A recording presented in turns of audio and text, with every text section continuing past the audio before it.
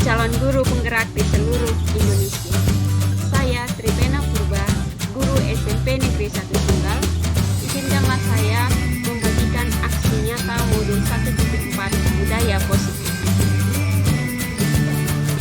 Adapun judul aksi nyata saya adalah sharing pemahaman dan pengalaman penerapan budaya positif di UPT SPF SMP Negeri 1 Sunggal.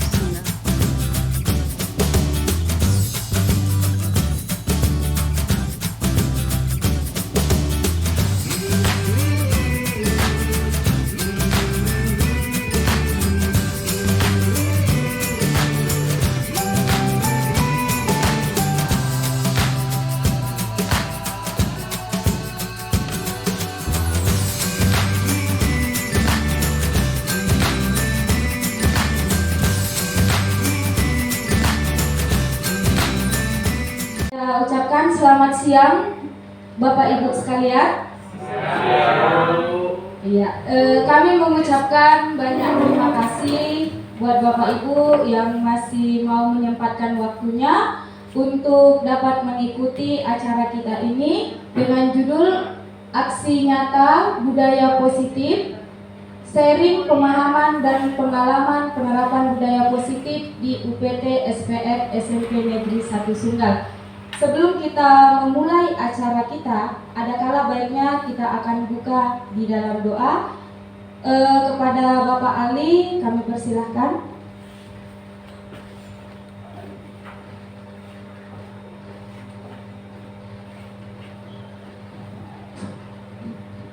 Bismillahirrahmanirrahim. Assalamualaikum warahmatullahi wabarakatuh.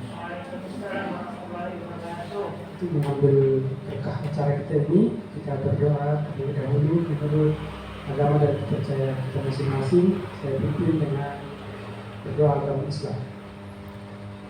A'udzubillahi minasyaitonirrajim. Bismillahirrahmanirrahim. Walhamdulillahirabbil alamin. Wahdahu wassalatu wassalamu ala asyrafil anbiya'i wal mursalin wa ala alihi wa ashabihi ajma'in. Ya Allah, Tuhan yang Maha Pengasih dan Maha Penyayang, kami berkumpul dalam ruangan ini di pagi hari menjelang siang ini. Kami tidak lupa memanjatkan puji dan puji syukur kami kehadirat ya Allah, karena Engkau adalah Tuhan kami, Tuhan yang Maha Pengasih lagi Maha Penyayang. Untuk itu ya Allah, kami mohon kepada-Mu, jadikanlah acara yang kami lakukan ini acara yang sangat bermanfaat agar kami bisa mengaplikasikan apa yang mensosialisasikan ini dalam kehidupan kami sehari-hari. Allahumma ya Allah, kami melaksanakan acara ini dengan izin ya Allah. Untuk itu, berikanlah kepada kami pemahaman yang kuat tentang materi yang akan disampaikan ini. Allahumma ya Allah, Tuhan yang Maha Pengampun dan Maha Pengasih, ampunilah segala dosa-dosa kami, dosa ibu bapa kami, dan dosa guru-guru kami, dan dosa para pejuang-pejuang yang telah terdahulu dari kami. Rabbana atina fid dunya hasanah wa fil akhirati hasanah wa qina adzabannar. Walhamdulillahirabbil alamin. Assalamualaikum warahmatullahi wabarakatuh. Waalaikumsalam warahmatullahi wabarakatuh. Kita akan memulai acara kita tentang aksi nyata modul 1.4 budaya positif, sharing pemahaman dan pengamalan penerapan budaya positif di UPT SPF SMP Negeri 1 Sunggal, yang dibawakan oleh pemateri kita Ibu Tripena Purba SAG. Waktu dan tempat kami persilakan. Baik, terima kasih saya ucapkan kepada Ibu Moderator, Ibu Irmayana SPD.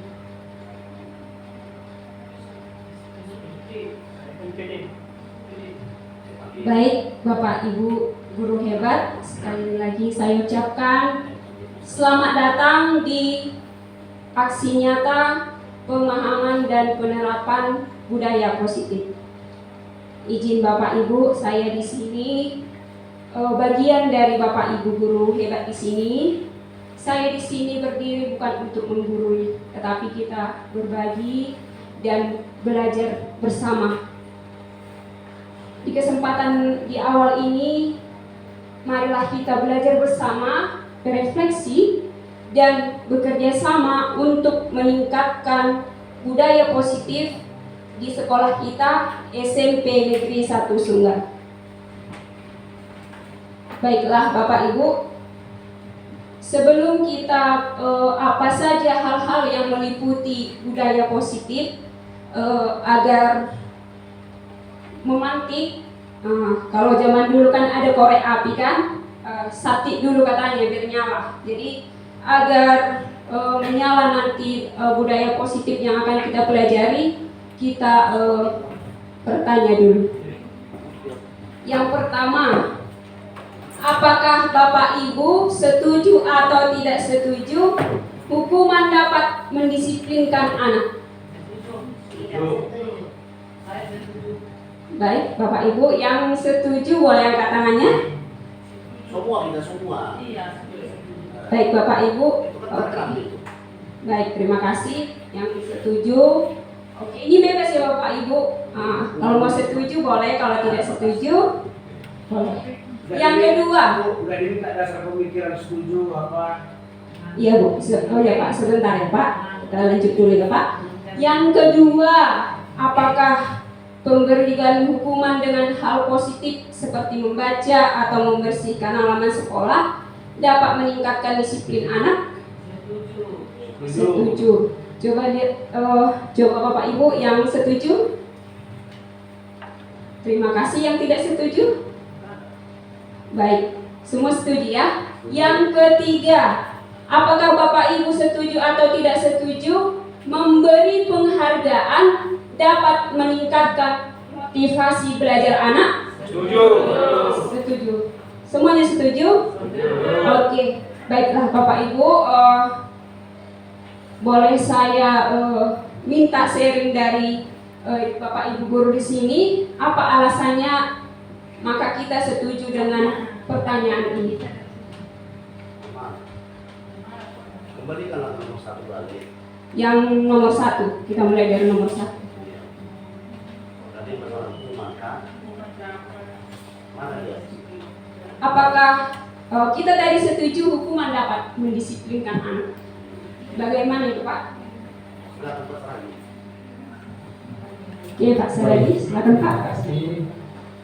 Hukuman dapat mendisiplinkan anak menurut saya benar, karena yang dihukum pasti melakukan pelanggaran, melakukan kesalahan, seperti lambat, seperti tidak mengerjakan tugas. Jadi kalau tidak dihukum, maka dia merasa perbuatannya benar. Jadi kalau dihukum berarti kita berikan dia shock terapi. Nah, kalau berbuat ini belum benar, perbuatan sebenarnya seperti ini dan seperti ini. Terima kasih. Oke, baik Pak, terima kasih. Hukuman menjadi shock terapi buat anak. Terima kasih Pak atas tanggapannya. Nanti sharingnya kita lanjut di pertanyaan berikutnya. Nah, sharing kita ini, yang kita sharingkan ini, apakah sudah sesuai dengan budaya positif? Nah, inilah yang perlu kita pelajari bersama. Memberikan hukuman, memberikan penghargaan, apakah itu sesuai dengan budaya positif? Apakah itu dapat menunjukkan implementasi kurikulum merdeka? Nah, itu yang akan kita pelajari di aksi nyata kali ini. Nah, budaya positif Bapak Ibu meliputi 6 hal. 7. 1. Perubahan paradigma stimulus respon ke dalam teori kontrol. Nanti kita perubahan paradigma kita tentang pemberian hukuman ini bagaimana. Yang kedua, disiplin positif dan nilai-nilai kebajikan universal. Nah, kita mengatakan tadi hukuman itu dapat mendisiplinkan anak. Tapi apakah dengan pemberian shock terapi itu sesuatu yang disiplin positif? Oke, nanti akan kita lihat di disiplin positif. Yang ketiga adalah teori motivasi, hukuman, dan penghargaan serta restitusi. Nah, di sini nanti kita akan mempelajari apa yang mendorong setiap anak itu melakukan sesuatu tindakan. Apa yang memotivasinya? Apakah menghindari hukuman, apakah ingin dapat hadiah, atau apakah dia ingin melakukan itu untuk menghargai dirinya sendiri. Itu nanti di yang ketiga. Yang keempat ini adalah keyakinan kelas. Ini adalah suatu fondasi penting untuk mewujudkan budaya positif. Nanti akan kita bahas. Yang keempat adalah kebutuhan dasar manusia dan dunia berkualitas. Setiap anak itu berperilaku disiplin dan indisiplin tentunya karena kebutuhan dasarnya ini. Kalau dia berperilaku tidak disiplin, mungkin kebutuhan dasarnya tidak terpenuhi. Jadi kita sebagai guru nanti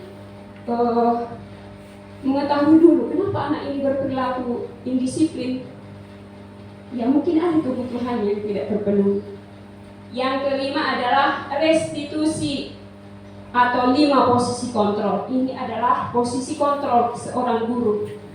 Ada sebagai penghukum, pembuat merasa bersalah, guru posisi kontrolnya sebagai teman, pemantau, atau sebagai manajer. Nah, di budaya positif ini kita bersama belajar untuk ke posisi kontrol sebagai manajer. Kita memang nggak punya perusahaan, tapi kita adalah manajer anak-anak kita. Lalu yang terakhir adalah restitusi, segitiga restitusi. Nanti ada langkah-langkah bagaimana kita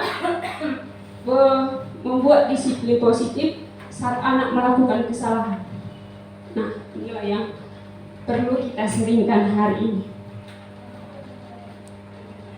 Baik, Bapak Ibu, sebelum ke perubahan paradigma stimulus respon, mari kita lihat sejenak apa itu tujuan pendidikan menurut Bapak Pendidikan Nasional Ki Hajar Dewantara. Menurut Ki Hajar Dewantara, pendidikan diartikan sebagai tuntunan dalam hidup tumbuhnya anak-anak, menuntun segala kodrat yang ada pada anak-anak agar mereka dapat mencapai keselamatan dan kebahagiaan yang setinggi-tingginya, baik sebagai manusia maupun sebagai anggota masyarakat. Inilah tujuan pendidikan. Tugas kita itu menuntun agar mereka bahagia dan selamat. Itulah tujuan pendidikan. Nah, dalam prosesnya selama ini boleh kita berefleksi. Apakah dalam pembelajaran kita sudah menuntun anak ini menjadi anak yang bahagia, anak yang selamat, atau sebaliknya? Sudah, Bu. Sudah, amin. Terima kasih. Bapak Ki Hajar Dewantara mengibaratkan pendidik itu seperti seorang petani atau tukang kebun yang tugasnya merawat beragam tanaman sesuai kebutuhannya agar tumbuh dan berbuah dengan baik. Tentu saja perbedaan jenis tanaman akan beda perlakuannya. Ibaratkan seorang petani. Contohnya Pak Tani menanam cabai. Yang diharapkannya nanti bukan kedongdong atau durian. Cabai tetaplah cabai, kedongdong tetaplah cabai. Nah, perlakuannya dengan cabai, ya cabai mungkin harus disiram setiap hari atau disemprot. Kalau kedongdong tidak disiram pun nggak apa-apa. Misalnya mengharapkan air hujan saja dia bisa tumbuh.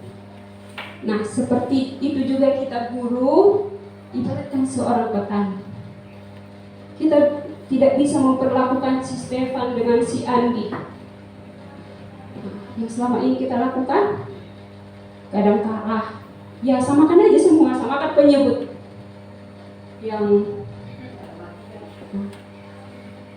Jadi kita berefleksi bersama, apakah kita sudah membuat anak-anak kita itu tumbuh dan berbuah dengan baik, atau malah seperti perlakuan cabai dan kedongdong tadi. Kalau kita sebagai guru mengharapkan cabai kedongdong, pasti akan tidak baik hasilnya. Baik, masuk kita ke pembelajaran yang pertama, perubahan paradigma stimulus respon. Apa itu? Coba dulu kita ada permainan. Tolong dibalik ke tas sendiri. Permainan ini adalah kelompok yang sebelah kanan saya adalah kelompok A, kelompok B, kelompok A, kelompok B. Yang kelompok yang Bapak Ibu sudah mendapatkan kertas,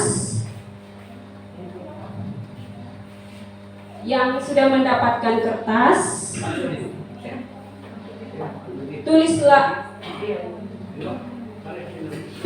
benda atau sesuatu yang berharga menurut Bapak Ibu yang sudah mendapat kertas. Sesuatu yang berharga. Satu per meja. Yang sudah mendapat kertas, coba ditulis di situ.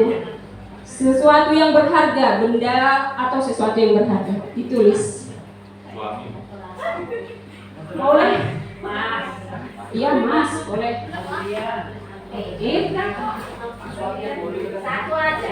Satu saja, sesuatu yang Bapak Ibu anggap sangat berharga. Di bidang mana sekarang? Bidang benda apa benda ini kita mana? Yang berharga. Benda yang sangat berharga atau apapun yang sangat berharga. HP, Android, sekarang udah dibilang.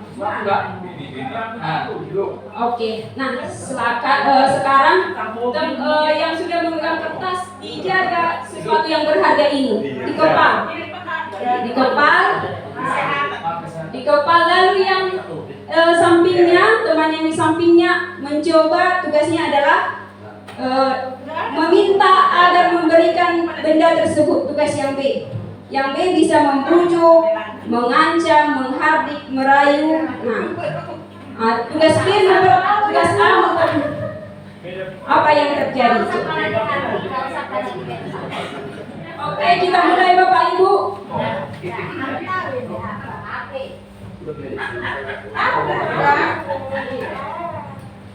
Oke, sudah Bapak Ibu. Apa yang terjadi?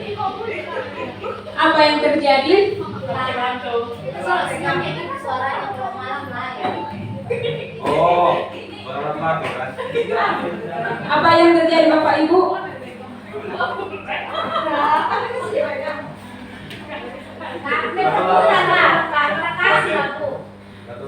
Oke, kita ulang sekali lagi ya Bapak Ibu.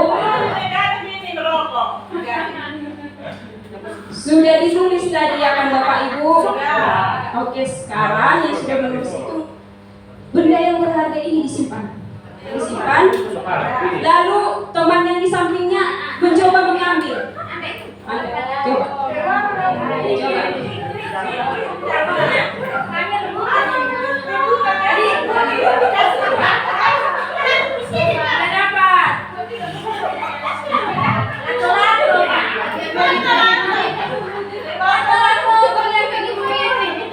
Atau malam atau siang? Oke, cukup Bapak Ibu, terima kasih. Bisa share Ibu apa yang terjadi tadi dengan kegiatan kepala tangan tadi?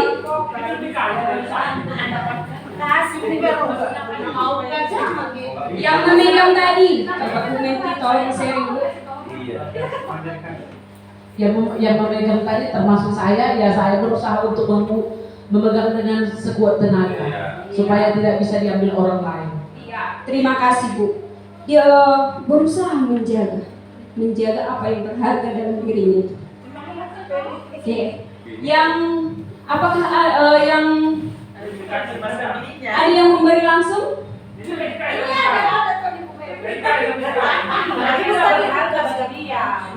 Iya. Oke, Ibu Melvi tidak memberinya. Alasannya apa ya Bu? Alasanku karena kasih tapi dia Karena kasihan. Baik. Pak Ali bisa sharingnya Pak? Ini nggak dikasih sama sekali. Saya minta lembut nggak dikasih. Direncanakan dengan baik nggak dikasih. Berbagai tes nggak dikasih. Baik Bapak Ibu, tetap dipertahankan ya. Tetap dipertahankan. Nah, seperti itulah. Ini ada lagi, Bu. Nggak saya ambil, nggak saya minta. Letakkan saja Pak, kenapa Pak? Pasrah. Karena tidak ada hak yang mengambil. Karena akan mengambil ini. Nggak ada kawan kita bilang. Kenapa dia milih juga? Pasrah. Ada akan mengambil kehidupan. Dia mengambil tadi. Teori pasrah ya Pak. Bapak Ibu, inilah perubahan paradigma. Kalau selama ini sistem pendidikan kita itu yang sesungguhnya memiliki kontrol itu untuk anak-anak didik kita, murid atau siswa? Murid atau siswa? Guru atau murid? Guru kan? Nah, jadi yang pertama kita pahami dalam budaya positif ini adalah perubahan paradigma stimulus respon. Seperti permainan tadi kan, kita tidak bisa mengkontrol orang lain. Kita hanya bisa mengkontrol diri kita sendiri. Sama seperti anak-anak kita tadi. Yang cabai tadi mau tumbuh dia sudah tumbuh begitu. Nah, kita lihat dulu percobaan stimulus respon dan teori kontrol. Nah, teori kontrol atau pilihan. Nah, yang kita pakai ini di budaya positif adalah teori kontrol atau pilihan. Nah, kalau sebelumnya stimulus respon, nah ini kita mencoba mengubah orang agar berpandangan sama dengan kita. Bu, sedikit dulu. Saya pribadi belum paham mana paradigma lama, mana yang baru. Tolong dijelaskan supaya kita bisa lanjut masuk stimulus respon, masuk teori kontrol atau pilihan. Oke, baik Pak. Oke, yang lama ini adalah stimulus respon. Miskonsepsi dalam pendidikan.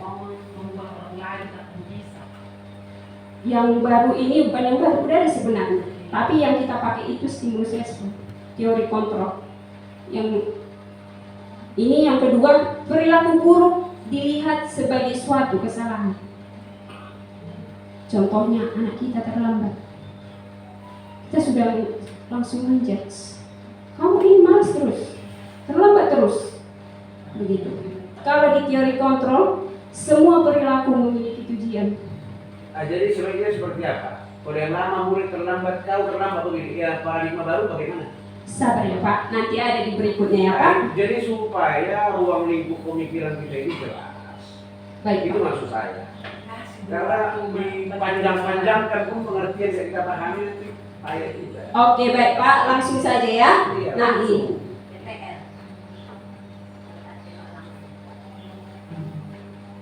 Kita kan harus paham pengertian itu. Yang mana mau kita ambil kan tahu.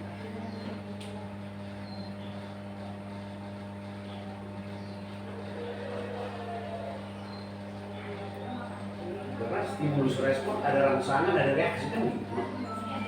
Masalahnya ada stimulus, ada enggak responnya kan gitu.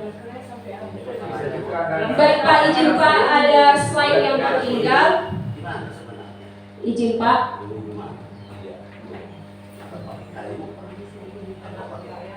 Ada berapa? Atau pakai ciuman bilang? Jadi supaya jelas.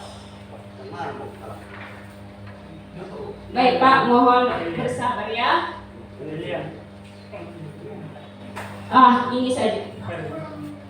Kalau yang stimulus respon, biasanya kita beranggapan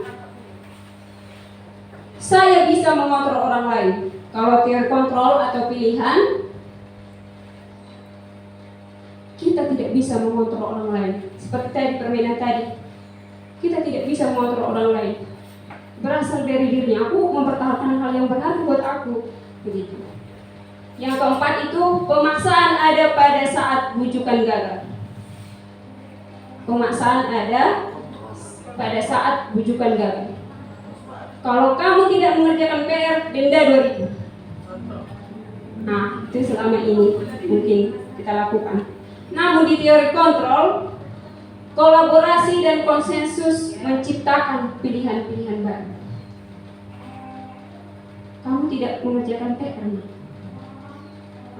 harus kamu lakukan? Dia menjawab sendiri nanti, Bu. Besok saya ganti dengan ini boleh? Nah, seperti itu. Lalu stimulus respon itu adalah model berpikir menangkal. Sedangkan teori kontrol pilihan adalah model berpikir sama-sama menang. Nah, itulah yang perubahan paradigma stimulus respon ke teori kontrol. Kita memberikan pilihan kepada siswa-siswi kita. Baik, Bapak Ibu. Jadi pemaksaan itu diganti dengan kolaborasi dan apa tadi? Konsensus. Oke, nah sekarang kita lanjut ke disiplin positif dan nilai-nilai kebajikan universal. Yang keras selama ini harus jadi lembut. Itu maksudnya. Jangan dilontar-lontar. Iya. Baik Bapak Ibu, bisa kita lanjut? Oke, setelah mendengar kata disiplin, apa yang terlintas di pikiran kita Bapak Ibu? Peraturan. Iya, peraturan. Apalagi disiplin. Ekonomi, karakter diri seseorang. Karakter diri seseorang. Ekonomi Itu disiplin. seseorang. Ekonomi seseorang disiplin, Pak. Iya. Kalau nggak peduli dia malah disiplin. Kalau nggak peduli nggak disiplin. Kalau nggak peduli. Oh, kalau nggak berduit, oke. Oke, disiplin itu tadi peraturan, terus karakter seseorang, baru ekonomi. Nah, sebenarnya apa sih itu disiplin? Oke, disiplin berasal dari bahasa Latin disciplina, yang artinya belajar. Oleh Socrates dan Plato. Berasal dari bahasa Latin disiplina yang artinya belajar. Nah, Bapak Ibu, dari pengertian ini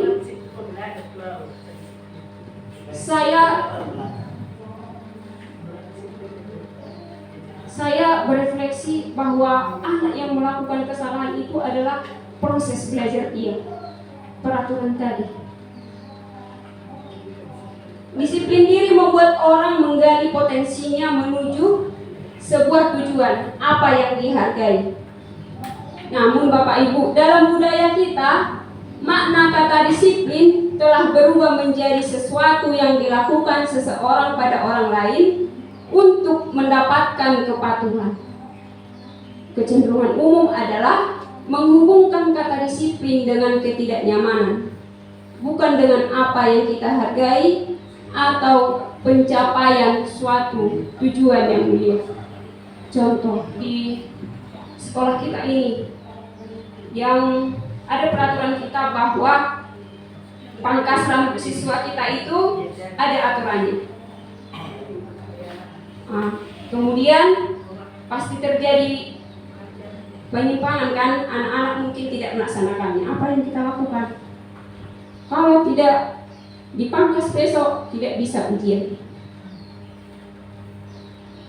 Padahal di dalam aturan itu sebenarnya ada nilai-nilai yang kita selipkan. Contohnya nilai apa yang diselipkan di situ Pak? Di yang pangkas rambut. Disiplin. Ya disiplin. Kalau nilai apa Pak? Rapi. Atau tanggung jawab pada diri sendiri ya Bapak Ibu. Nah, dalam prosesnya ini kita sering terbentuk. Sebenarnya kita mau menerapkan yang baik untuk anak kita. Tapi dalam perjalanannya supaya patuh, bukan dari dirinya sendiri.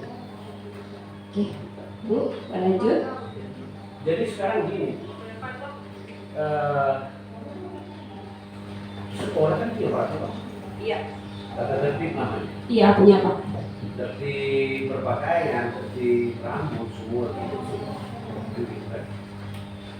Artinya kita harapkan supaya itu dilakukan oleh anak kan? Iya, benar Pak. Jadi ya kalau dia tidak melakukan itu, maaf.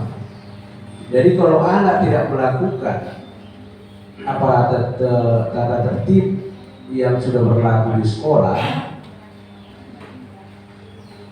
itu apakah guru tidak bisa memberikan respon kepada murid ini menurut CGP? Pastinya bisa Pak, sangat bisa. Nah, jadi apa respon yang diberikan itu? Oke, yang pertama nanti kita membuat keyakinan kelas. Ya Pak, kita membuat peraturan itu berdasarkan nilai-nilai kebajikan universal.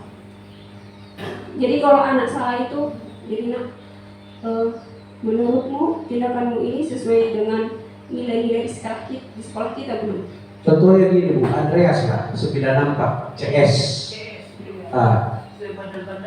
Gimana lah itu? Kalau dia tidak patuh dari segi tata tertib lah dulu ya, artinya penampakan itu seragam,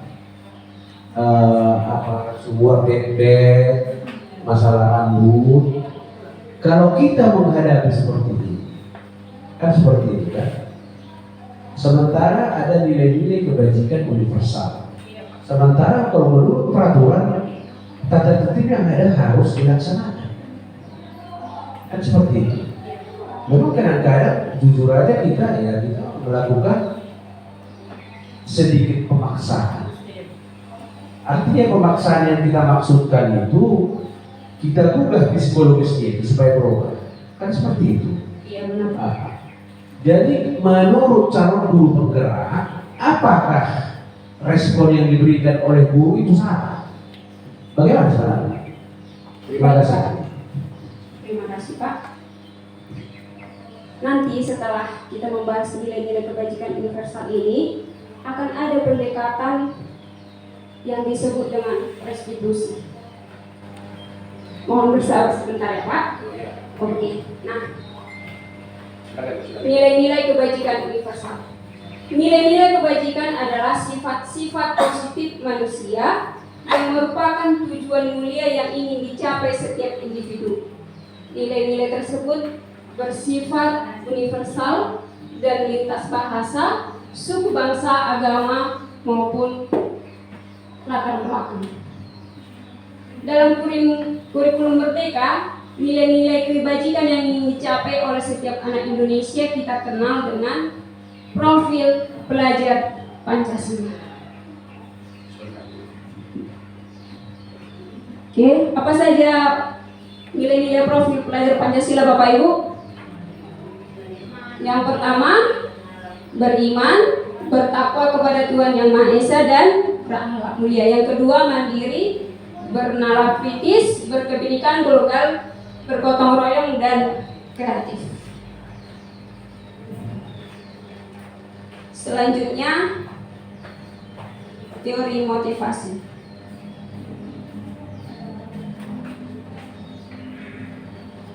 Bapak Ibu, untuk melakukan sesuatu, setiap orang itu pasti punya ada alasannya, ada yang mendorongnya. Nah, ada yang motivasi eksternal dari luar diri sendiri, dan yang kedua itu motivasi internal, yaitu dari diri sendiri. Nah, yang kita ingin terapkan di disiplin positif adalah dari dirinya sendiri. Contoh tadi, ya saya pangkas rambut bukan karena ada peraturan di sekolah, namun saya pangkas rambut karena saya ingin menghargai diri sendiri. Itu yang ingin kita tumbuhkan kembali. Nah, contoh Bapak Ibu, kalau kita piket, mengapa kita datang piket? Karena itu tanggung jawab. Iya, karena itu tanggung jawab. Iya. Berarti untuk menghargai diri sendiri ya Bu. Saya akan menjadi orang seperti apa kalau saya tidak piket? Atau saya itu piket bukan supaya tidak ditegur kepala sekolah, itu berasal dari eksternal, dari luar diri sendiri. Atau saya melaksanakan piket itu supaya dapat penghargaan atau pujian dari kepala sekolah, itu dari luar. Nah, ini juga yang ingin kita tumbuhkan di diri orang. Saya belajar itu belajar itu untuk meroda diri sendiri, bukan supaya dapat hadiah dari gereja. Kan ada kan yang juara-juara, yang juara nanti dapat hadiah dari gereja. Nah, jadi nanti kalau nggak dikasih hadiah lagi, motivasi belajarnya hilang kan? Jadi tapi akan tetapi kalau dari diri sendiri, ya saya pikir saya menghargai diri saya sendiri, bukan karena kepala sekolah, bukan karena siapa-siapa. Saya belajar untuk diri sendiri. Itu dia motivasi, teori motivasi perilaku. Nah, yang kita harapkan adalah ini, supaya tercapai disiplin positif, motivasi internal, yaitu dalam berasal dari diri sendiri. Saya ke gereja, ya, saya akan menjadi orang seperti apa kalau aku ke gereja? Bukan karena dipaksa atau supaya dilihat tetangga, dan ya, saya akan merasa damai contohnya karena dari diri sendiri. Ini adalah motivasi yang mempengaruhi tindakan manusia. Contoh, anak kita datang ke sekolah tepat waktu, bukan karena menghindari piket di sana atau ada di sini yang menahan. Ya, aku mau menghargai diriku sendiri. Begitu. Itu yang ingin kita tunjukkan Bapak Ibu. Lanjut. Nah, karena menurut Ki Hajar Dewantara, merdeka itu artinya tidak hanya terlepas dari perintah, akan tetapi juga cakap buat memerintah diri sendiri. Barulah pelan-pelan merdeka belajar itu dapat kita wujudkan. Merdeka itu tidak hanya terlepas dari perintah, akan tetapi kita semua mau. Ya, aku mau memang belajar, aku mau tanggung jawab, bisa memerintah diri sendiri. Saya itu pikir bukan supaya tidak ditegur pas beda contohnya. Jadi teori motivasi dari dalam diri sendiri tadi.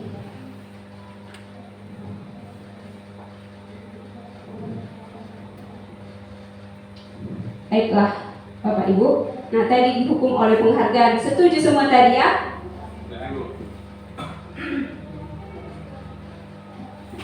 Dihukum oleh penghargaan. Penghargaan tidak efektif. Kenapa? Karena penghargaan menurunkan kualitas. Penghargaan menurunkan kualitas. Nah, jadi kamu belajar ya nak. Nanti kalau kamu juara 1, belikan sepeda, kayak gitu. Menurunkan kualitas belajarnya nanti. Jadi dia mau belajar itu untuk mendapatkan sepeda saja. Padahal yang kita inginkan itu lebih dari sepeda. 2, penghargaan mematikan kreativitas. Ketiga, penghargaan tadi mengurangi motivasi intrinsik dari dalam dirinya.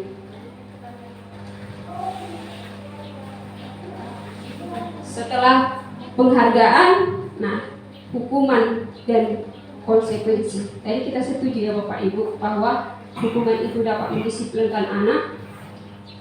Coba kita lihat.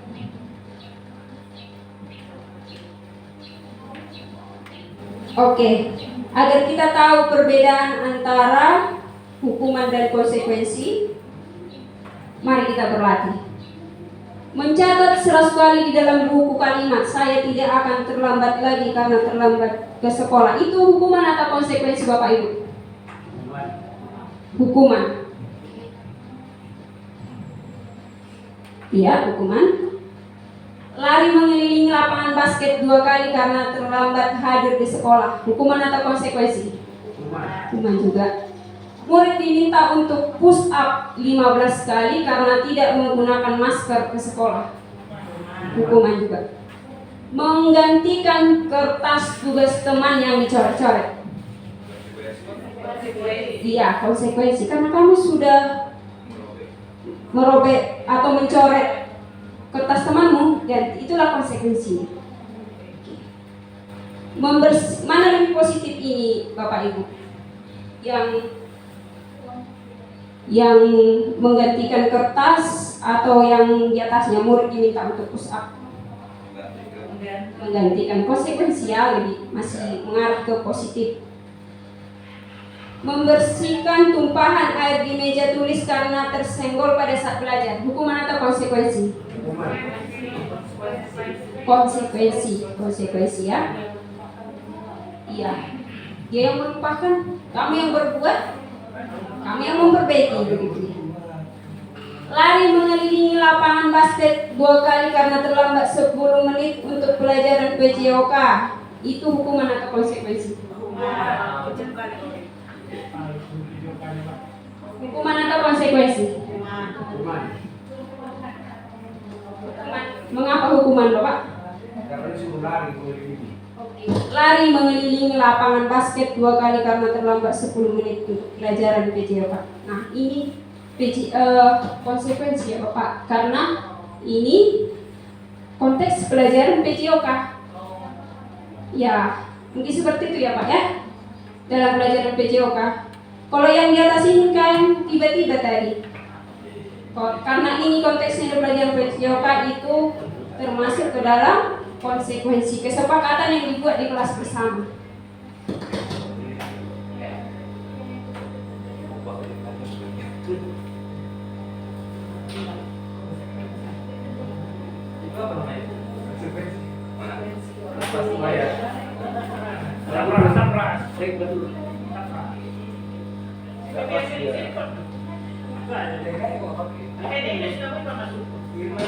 Tes 1 tes. Oke, baik Bapak Ibu. Setelah mempelajari ini hukuman, konsekuensi, itu adalah hal-hal yang masih kita lakukan selama ini Bapak Ibu untuk menghadapi perilaku anak-anak kita yang indisiplin. Nah, sekarang di Guru Merdeka kita ditawarkan dengan restitusi. Beda ini sama prostitusi kan? Sama. Beda sama ibu juga beda. Beda kan? Restitusi bukan prostitusi ya Pak. Balik kan ibu kan. Jadi salah Pak. Supaya dia tahu nanti orang ini maksud saya. Oh Supaya jangan ngantuk. Iya, iya. Marah dia ya. Biar gitu. Kayak ada institusinya kan gitu. Baik, terima kasih Bapak. Kita sudah membahas memberikan penghargaan, memberikan hukuman, membuat konsekuensi, dan ini adalah restitusi. Restitusi ini adalah suatu pendekatan yang dilakukan untuk menciptakan disiplin positif. Nah, restitusi itu adalah proses menciptakan kondisi bagi murid untuk memperbaiki kesalahan mereka, sehingga mereka bisa kembali pada kelompok mereka dengan karakter yang lebih kuat. Nah, dia belajar dari kesalahan. Itu yang ingin kita coba tumbuhkan atau tingkatkan. Kita lihat perbedaannya Bapak Ibu. Disiplin akan melalui pemberlakuan hukuman, konsekuensi, restitusi, ada nanti identitas gagal dan identitas sukses.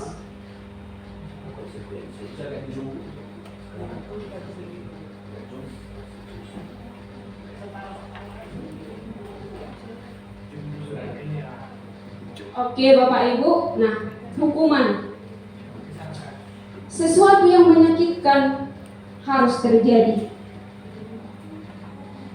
Itu yang terjadi kalau kita memberikan hukuman. Hukuman juga tidak nyaman untuk murid atau anak untuk jangka waktu panjang. Mungkin saat kita memberikan push up, udah, tapi besoknya diulangi lagi. Jadi tidak untuk jangka panjang. Lalu hukuman juga siswa murid kita mendapat keadilan, sedangkan kita tidak. Murid atau anak akan tersakiti.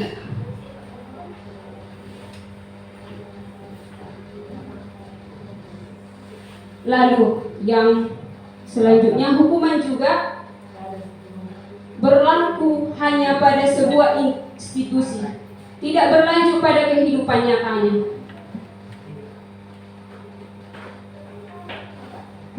Bunyi dari hukuman ini adalah kamu harus memaksa.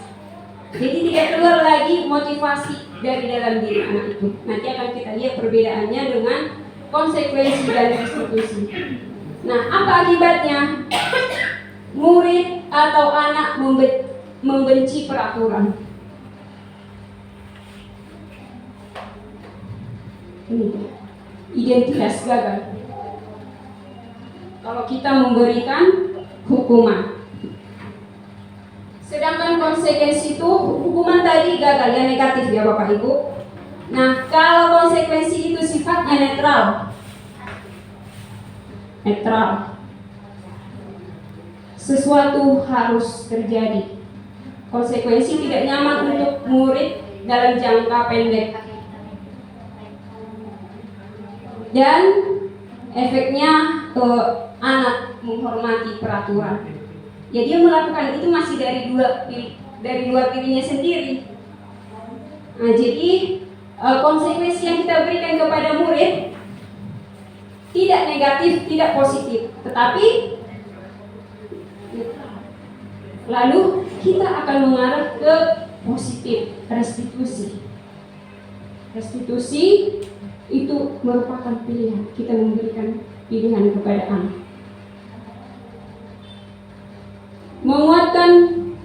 Restitusi menguatkan untuk murid dalam jangka waktu yang panjang. Korban atau murid kita tadi mendapatkan ganti. Dengan restitusi juga murid atau anak mendapatkan penguatan. Masalah terpecahkan dan murid belajar bertanggung jawab untuk perilakunya.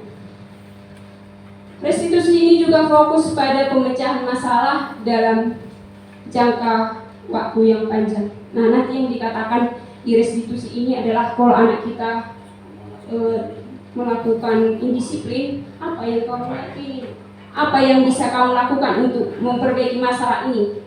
Jadi di restitusi ini guru tidak tertarik untuk mencari kesalahan, tapi mencari solusi. Jangankan murid Bapak Ibu, kita di rumah tidak suka disalahkan. Suami tidak suka disalahkan kan? Istri apalagi? Anak kita juga demikian. Jadi di restitusi ini kita fokus mencari atau memperbaiki masalah. Ini dia. Ciri-ciri restitusi bukan untuk menebus kesalahan, namun untuk belajar dari kesalahan. Yang kedua, restitusi memperbaiki hubungan. Restitusi ini bukan paksaan, namun tawaran. Restitusi menuntun melihat ke dalam diri. Oke, nanti kita lihat dari contoh ya Bapak Ibu.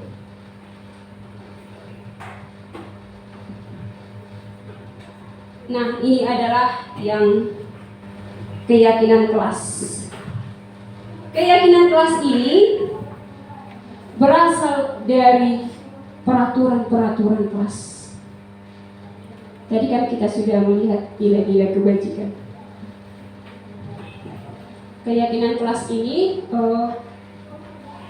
menjadi fondasi dan arah tujuan sebuah sekolah atau kelas yang akan menjadi landasan dalam memecahkan permasalahan yang ada di dalam kelas kita.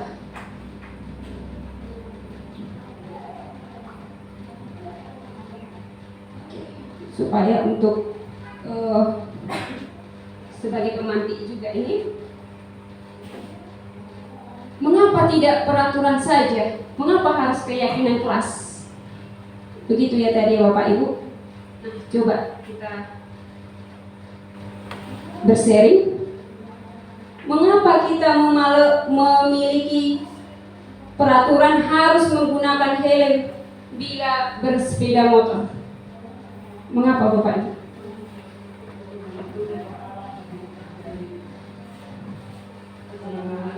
Iya, untuk melindungi kepala, untuk keselamatan. Untuk keselamatan. Peraturannya adalah wajib memakai helm. Tapi nilai yang tersimpan di situ adalah keselamatan atau kesehatan tadi ya Bu.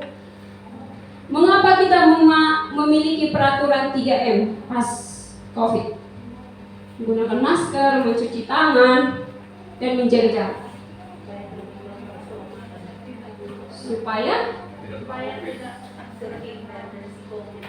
Supaya terhindar dari COVID. Untuk kesehatan ya Bapak Ibu, untuk kesehatan. Lalu, mengapa kita memiliki peraturan harus datang tepat waktu pada saat mengikuti pelatihan?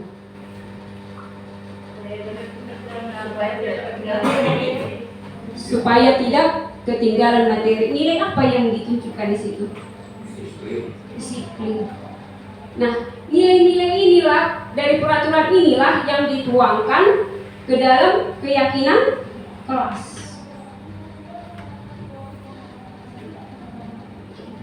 Nilai keselamatan atau kesehatan inilah yang kita sebut sebagai suatu keyakinan, yaitu nilai-nilai kebajikan universal yang disepakati secara tersirat dan tersurat, lepas dari latar belakang suku maupun agama tadi, disepakati bersama.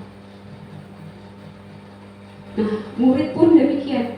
Mereka perlu mendengarkan dan memahami arti sesungguhnya tentang peraturan-peraturan yang diberikan. Nah, selama ini kadang kita masih sepihak. Yang penting ini peraturan. Peraturan harus dilaksanakan. Jadi nilai-nilai inilah yang akan kita turunkan dalam keyakinan kelas. Nah, peraturan kelas, tercipta keyakinan kelas, lalu terciptalah lingkungan positif, lalu terjalin budaya positif.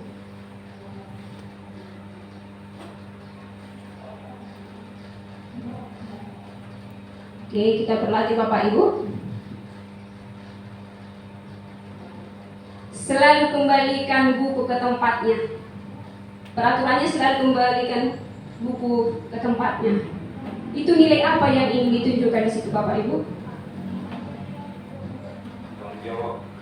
Iya, tanggung jawab. Tanggung jawab ya Pak. Terima kasih Pak. Dilarang mengganggu orang lain. Nilai apa yang ingin diberikan atas peraturan ini? Kebaikan, bisa juga. Kebaikan atau menghargai orang lain, hormat kepada orang lain. Dari peraturan muncullah keyakinan kelas. Lalu hadir di sekolah 15 menit sebelum pembelajaran dimulai. Disiplin. Dilarang melakukan kekerasan. Itu nilai apa yang ingin ditaati bersama. Dilarang melakukan kekerasan. Nilai apa? Bisa kesehatan kan? Kalau kekerasan sakit. Dilarang menggunakan narkoba. Kesehatan. Bergantian atau menunggu giliran. Iya, antri itu nilai apa? Iya, kesehatan bisa juga. Gunakan masker. Kesehatan. Jangan berlari di kelas atau koridor. Tertib. Kita lihat jawaban kita.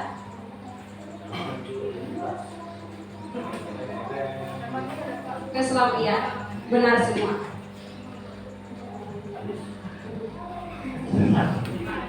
Kita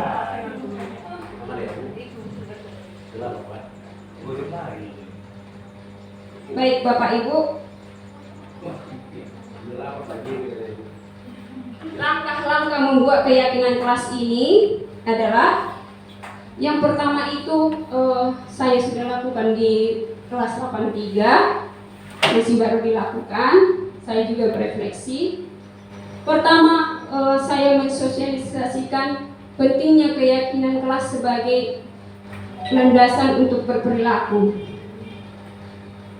Saya mensosialisasikan kelas, jadi dengan harapan timbul motivasi intrinsik dari dalam dirinya untuk berperilaku.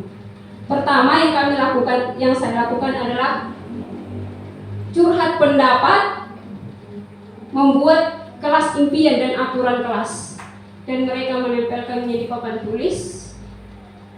Ternyata aturannya saya mau kelas tertib, saya mau kelas nyaman bersih. Nah, itulah aturan kelas mereka. Dari aturan kelas dan kelas impian ini disimpulkanlah menjadi sebuah keyakinan kelas. Keyakinan kelas. Nah, contoh keyakinan kelas yang pertama yang kami temukan adalah datang tepat waktu di sekolah, memakai seragam sesuai jadwal. Nah, setelah itu ditempel dan ditandatangani bersama, karena ini kan kesepakatan bersama. Jadi saat mereka ada yang terlambat, saya bertanya, halo Stefan, ya nak, iya bu, ada apa nak? Tadi ibu terlambat banget. Lalu keyakinan kelas mana yang belum tidak sesuai dengan tindakan ini? Disiplin. Mereka sudah bisa menjawab seperti itu.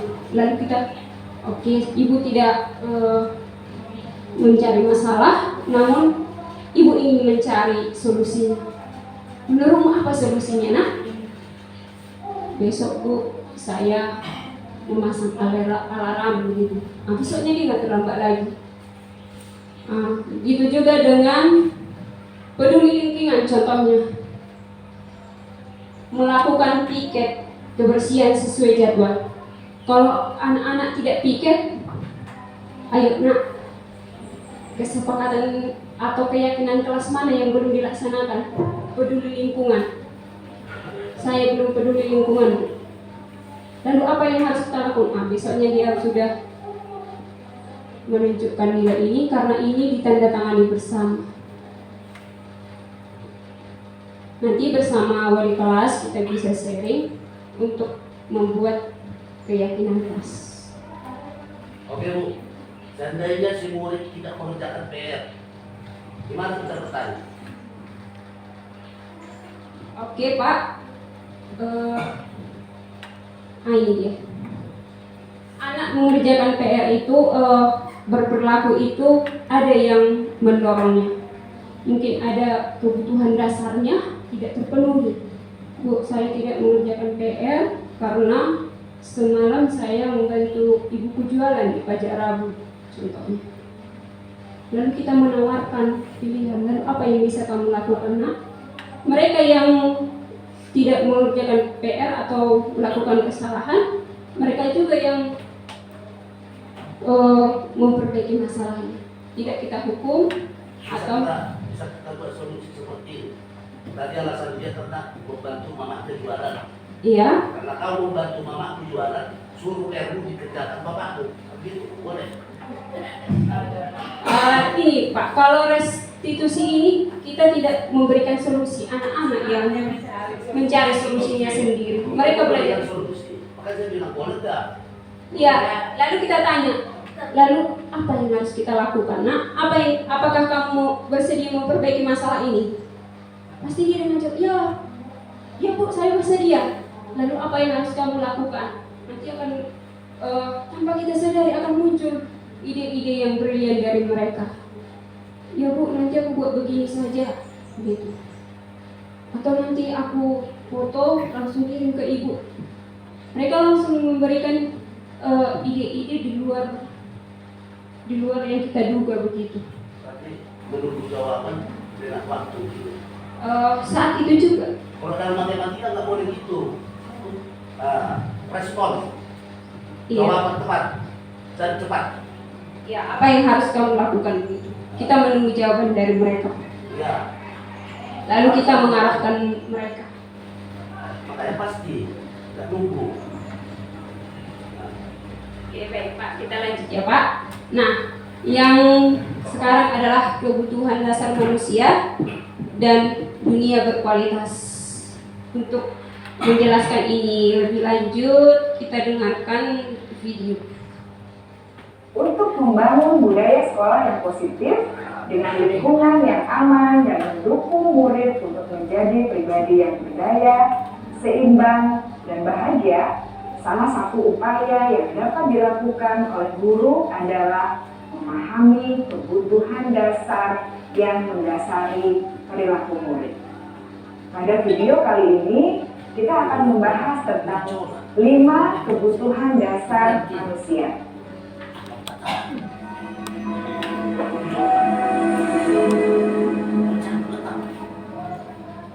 Ki Hajar Dewantara dalam salah satu kutipannya menyatakan, kita ambil contoh perbandingannya dengan hidup tumbuh-tumbuhan. Seorang petani dalam hakikatnya sama kewajibannya dengan seorang pendidik yang menanam padi misalnya. Hanya dapat menuntun tumbuhnya padi. Ia dapat memperbaiki kondisi tanah, memelihara tanaman padi, memberi pupuk dan air, membasmi ulat-ulat atau jamur-jamur yang mengganggu bibit tanaman padi, dan lain sebagainya. Ketika guru memahami kebutuhan apa yang mendasari perilaku murid, dan guru berusaha menuntun dan mendukung murid dalam memenuhi kebutuhannya secara positif, pada hakikatnya guru tersebut ibarat seorang petani sedang berusaha memahami kebutuhan masing-masing tanaman. Dan ia berusaha memenuhi kebutuhan tanaman tersebut agar dapat tumbuh dengan subur dan maksimal. Dr. William Glasser, seorang psikiater dari Amerika Serikat, menyatakan bahwa seluruh tindakan manusia memiliki tujuan tertentu, yaitu memenuhi kebutuhan dasarnya. Ketika kelima kebutuhan dasar telah terpenuhi secara memadai, maka murid akan tumbuh dengan seimbang dan bahagia. Sebaliknya, ketika kebutuhan dasar tidak terpenuhi dengan baik, maka seseorang akan mengalami emosi negatif, seperti bosan, sedih, dan kecewa. Bahkan mereka dapat melakukan perbuatan yang bertentangan dengan nilai-nilai kebajikan atau melanggar peraturan. Dengan kata lain, perilaku buruk seseorang biasanya adalah respon. Baik Bapak Ibu, setiap perilaku atau tindakan kita itu pasti ada yang mendasari. Nah, salah satunya adalah mungkin tidak terpenuhi kebutuhan dasarnya. Apa saja kebutuhan dasar kita itu? Yang pertama adalah kebutuhan bertahan hidup. Yang kedua, kasih sayang dan diterima. Yang ketiga, penguasaan. Yang keempat, kesenangan. Yang kelima, kebebasan. Contoh, si Andi mencuri makanan temannya. Itu kira-kira kebutuhan dasar si Andi yang mana yang tidak terpenuhi?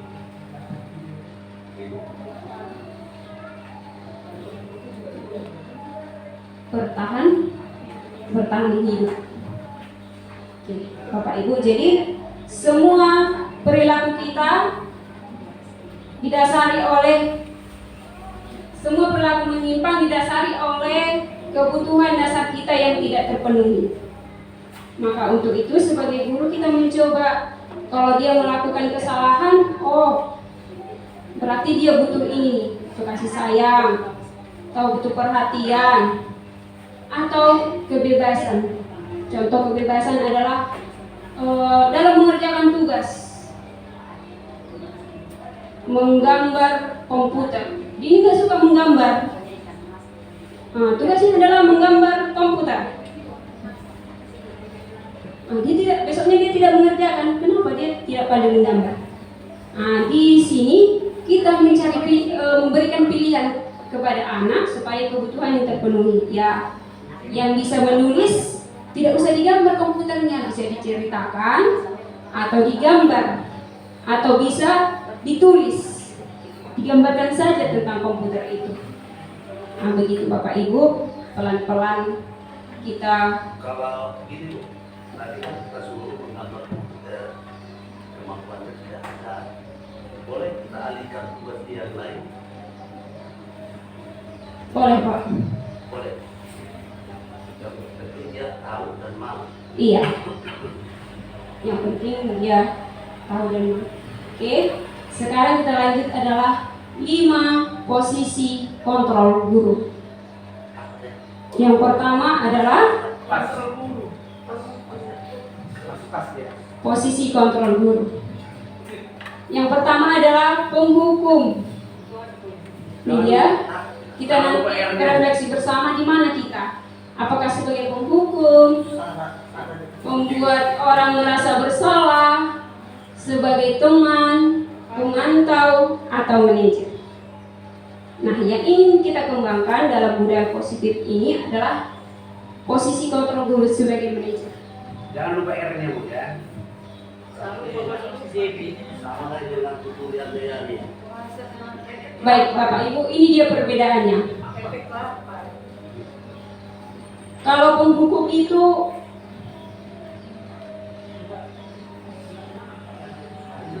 perkataannya adalah, kalau kamu tidak melakukan, awas ya. Itu dia penghukum. Mengancam, iya. Kalau seorang pembuat orang bersalah, kamu seharusnya sudah tahu. Ibu lelah sekali. Apa kamu mau ibu dimarahi kepala sekolah? Membuat anak tidak berdaya, membuat anak stres.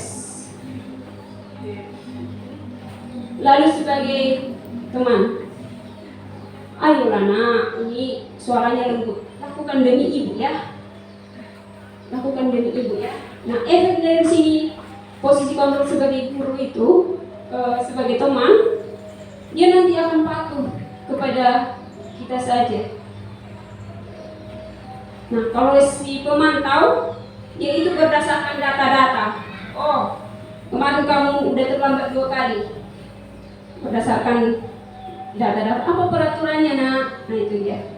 Kalau yang manajer, yang tadi motivasinya berasal dari diri sendiri. Apa yang kita yakini, apa yang bisa kau kerjakan. Nah, itu dia Bapak Ibu. Untuk sekarang kita lanjut, kita latihan sebentar. Saya kecewa sekali dengan kamu. Itu posisi guru yang mana Bapak Ibu? Saya kecewa sekali dengan kamu. Siapa yang mengatakan? Guru. Ya, posisi kontrol guru yang mana tadi? Membuat orang merasa bersalah. Kamu tidak pernah benar melakukannya. Itu posisi guru sebagai penghukum. Ayolah, lakukan demi ibu atau bapak. Itu posisi kontrol guru sebagai teman. Apakah kamu mau mendapatkan stiker bintang hari ini?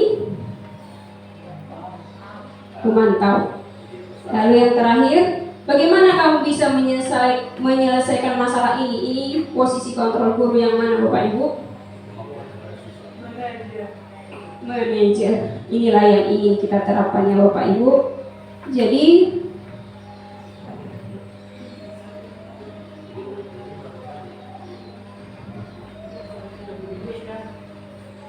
nah ini yang terakhir Bapak Ibu, segitiga restitusi. Kenapa segitiga? Karena ada 3 langkah untuk untuk mengatasi masalah-masalah yang terjadi di kelas. Langkah yang pertama adalah menstabilkan identitas. Di langkah yang pertama ini, untuk membuat anak yang merasa gagal karena berbuat salah menjadi positif terhadap dirinya. Guru berkata, berbuat salah itu hal yang manusiawi. Tidak ada manusia yang sempurna. Bapak, Ibu juga pernah berbuat salah. Kita pasti bisa menyelesaikan masalah ini. Ini adalah langkah pertama, menstabilkan identitas. Yang kedua, validasi kebutuhan anak. Nah, tadi kan ada 5 kebutuhan dasar. Nah, di tahap ini guru akan berkata, kamu bisa saja kan melakukan hal yang lebih buruk, tapi kamu tidak melakukannya kan? Dan kamu pasti punya alasan melakukannya. Itu dia validasi kebutuhan. Yang ketiga, menanyakan keyakinan.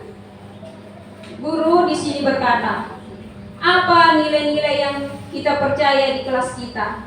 Nah, seperti tadi keyakinan kelas yang sudah dibuat. Mengapa kamu tidak piket? Mengapa kamu? Apa yang dia tidak piket ini?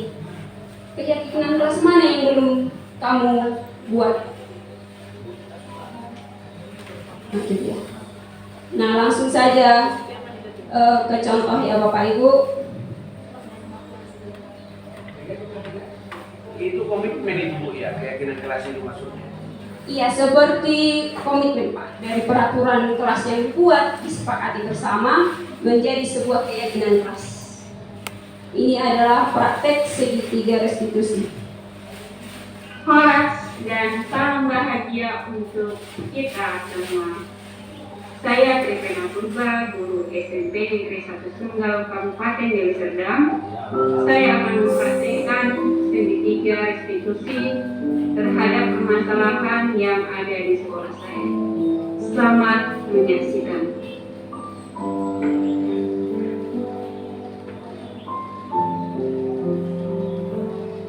Kasus atau permasalahan yang pertama adalah ada seorang murid yang butuh perhatian dari gurunya dan dia mengalihkannya dengan mengejek gurunya. Berikut adalah penyelesaian masalahnya dengan restitusi segitiga.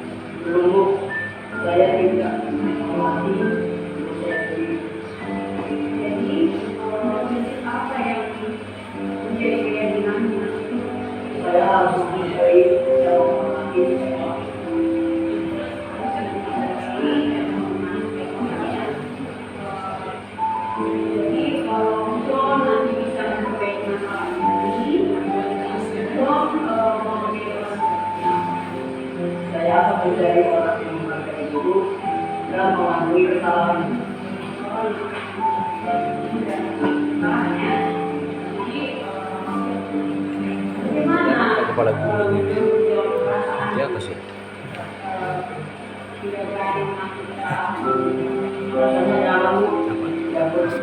kecil dia.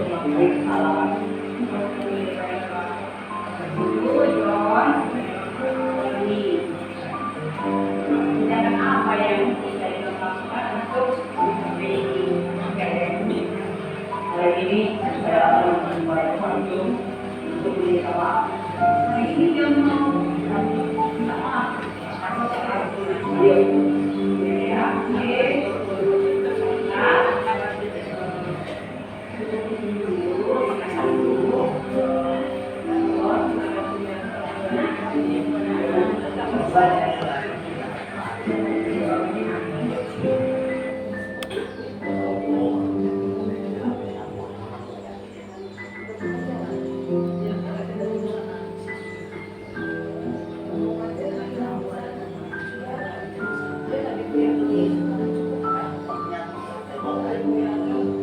Oke, baik Bapak Ibu, itu adalah penerapan segi 3 restitusi yang sudah saya lakukan, masih banyak yang belum dilakukan. Nah, untuk kasus yang lain juga dengan menggunakan segi 3 restitusi ini, saya pernah melihat anak kelas 83 aktif ya Bapak Ibu ya, mereka berantem di kelas, berkerumun. Nah, biasanya saya panik nih, namun setelah belajar restitusi ini, saya hanya melihat mereka tidak mengatakan apa-apa, lalu bercerita mereka panjang lebar. Oke, nah Ibu tidak ingin mencari siapa yang salah, namun apa yang bisa kita lakukan sekarang? Nah, spontan mereka saling berminta maaf, dan pada sore harinya saya sudah melihat mereka berboncengan sepeda di sekolah. Itu dia efek dari segitiga restitusi ini. Dengan berakhirnya segitiga restitusi, Bapak Ibu, saya mau sharing dengan Bapak Ibu 1 atau 2 orang. Untuk yang pertama, hal baru apa yang mengubah paradigma saya yang saya dapatkan dalam sharing ini?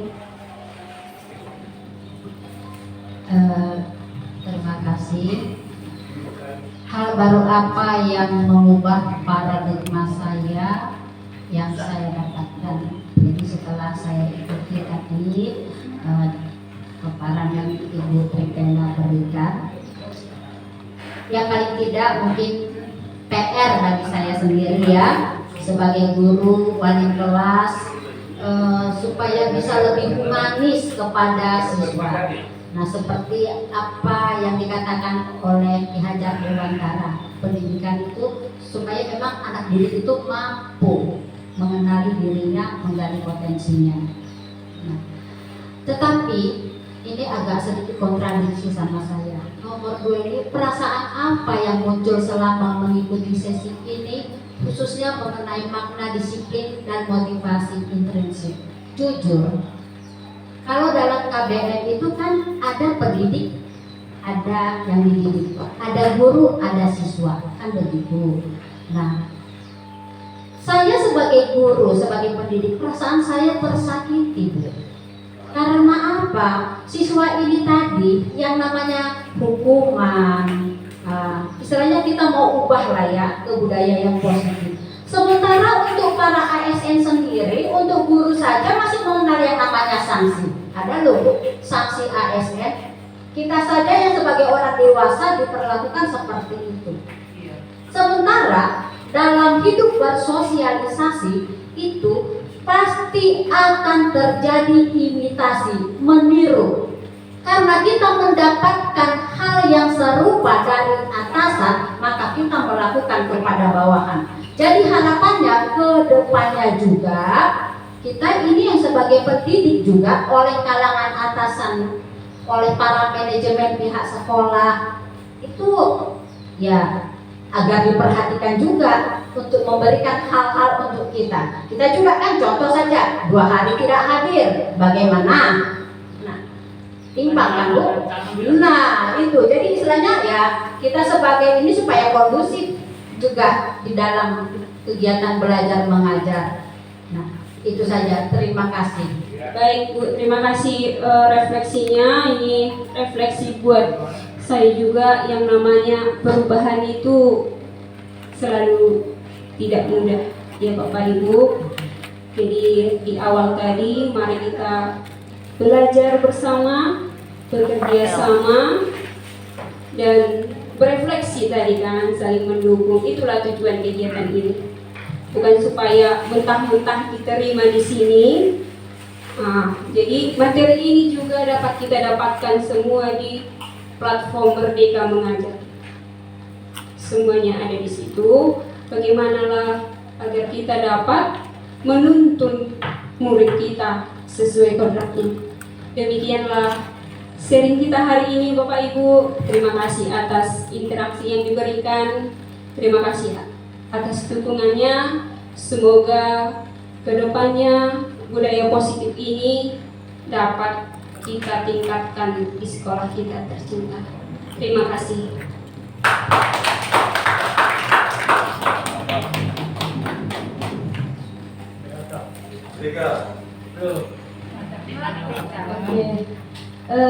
Terima kasih buat narasumber kita Ibu Tripena Purba SAG yang telah banyak memberi materi bagi kita supaya kita selaku pendidik bisa bersama-sama bekerja sama untuk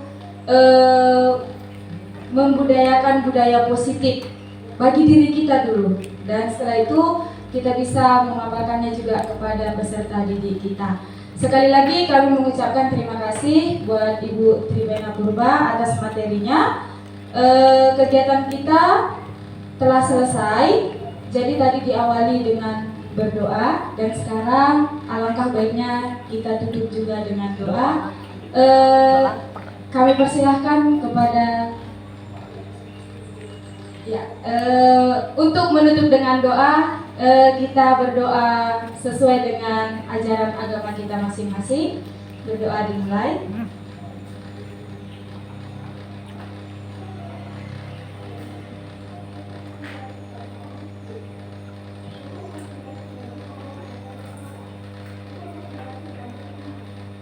Berdoa selesai. Kegiatan kita telah selesai. Kami juga mengucapkan banyak terima kasih buat Bapak Ibu yang masih memberikan waktunya untuk tetap hadir di tempat ini hingga sampai acara kita berakhir. Terima kasih.